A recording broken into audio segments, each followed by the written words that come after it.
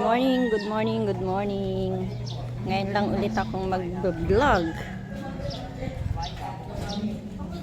So meron po kaming operation dito sa ano ba to? Kataktik, Bulacan, Barangay Kataktik. Ang hirap yung pronunciation eh. Kataktik. Ayun. So, meron po dito meron po kaming assembly. Ay, sorry po dun sa nag-invite po sa akin sa nag-invite sa akin sa isang event. Sorry po. Next time na lang po tayo magkita-kita. Nagkataon lang po nasabay tayo ng ng schedule. Gustuhin ko man hindi po ako pwede talaga lumiban dito. Yun. So, pwede naman po tayo magkita-kita kahit na wala pong event. Yun lang po. Salcedo Larry. Shout out po sa iyo, sir. Pasensya na po. Ayan. Si Madonna. So, ano po kami ngayon? Hindi. Layo po nito. Bustos yata to. Tama, Bustos. Barangay Kataktik, Bustos, Bulacan. So layo. Ang layo namin sa San Jose del Monte. Although pareho pong parehong sakop ng Bulacan, province of Bulacan. Ayan yung mga Maginoo. From Alakdan chapter po yan, mga yan. Baka mali. Sa kaliwa mo naman siya. Sa kaliwa. Mali mo na. Sa kaliwa. Huwag na. Buwan na lang muna. Baka magtubig din yan. Harap po. Say hi. Hi. Hi from Alakdan. Kami sa Katakte, Bustos, Bulacan. Ayun, Katakte. Sabi ko, Kataktik. Katakte pala, hindi Katakte. Ayun. Sa Alakdan chapter po sila. Kaya operation po, meron po kami ditong assembly at same time marking. Kaya magbabarites lang ako. Dito tayo. Dahil nakatalikod sila kanina, hindi yan pwedeng hindi makita ang pagmumukha. Ayan, mga mukha nila. Oh. Ayan. Taga-Alakdan. Dito, anong ganap? Si Jess Ruby! Sobra kang tahimik. Baka matuluyang kanyan. Ayan si Jess Ruby. Oh. Sobra mo naman bait. Ako na lang po dito. Si Madonna.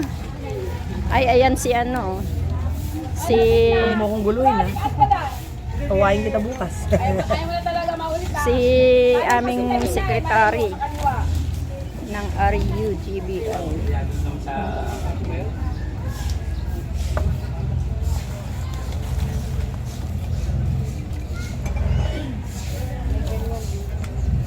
Ang bait naman ni si Jess Ruby.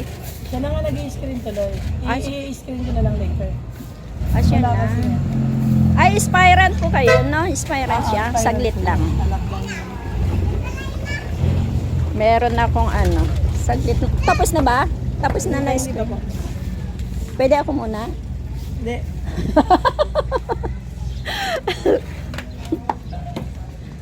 Taga Bustos kayo, sir? Pandi. Pandi. Ay, iba pala yung Pandi sa Bustos. Ako, taga Manila. Saan kayo sa Manila, sir? Sumagot-sagot ka ngayon. Yari ka.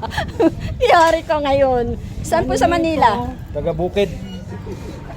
Andres Bukid. Ay, San Andres. San Andres Bukid. San Andres pala. Ayun, may dayo pala dito eh. Tayo pala tong Bustos? Bugigaraw.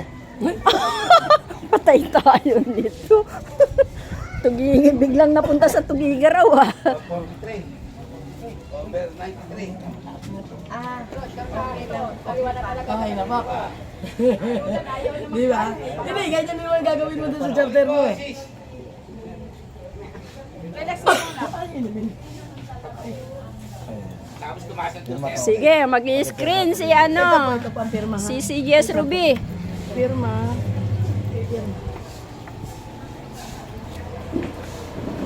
Sana, isa pa lang oh. Ay, pinapatawag pa lang nila yung tangan. Anak ng taktik. Barangay taktik. Kataktik. Malamit Ha? Pinapalamit pa lang. Wala, tahimik. Dapat Tahimik yung ano, tahimik yung ganap dito. Dito tayo. Gusto ko yung maingay. Ayaw ko ng tahimik. Ay. Gusto ko yung ano, dito anong meron? Hindi po, mga matataas po ang dugo. Yari. High blood. Mga high blood. High blood. Akala ko si Pangulong Boy hindi pa. Nagluluto pa po si Pangulo. Ito. 125. 125. Kaliwanag yan bro ah.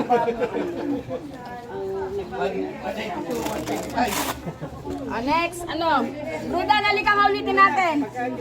Hindi pa maya-maya. 20 minutes. MG Dan! Ikaw sumunod ka rito. Pinayin ko ng gamot. Akin na yun. So, ulitin. Hindi raw. Dito tayo sa... Nire-required na po kasi ngayon namin yung ano, mag-undergo muna sa BP po, monitoring ang blood bago po ano, bago markahan. Yan. Sinong nanay mo?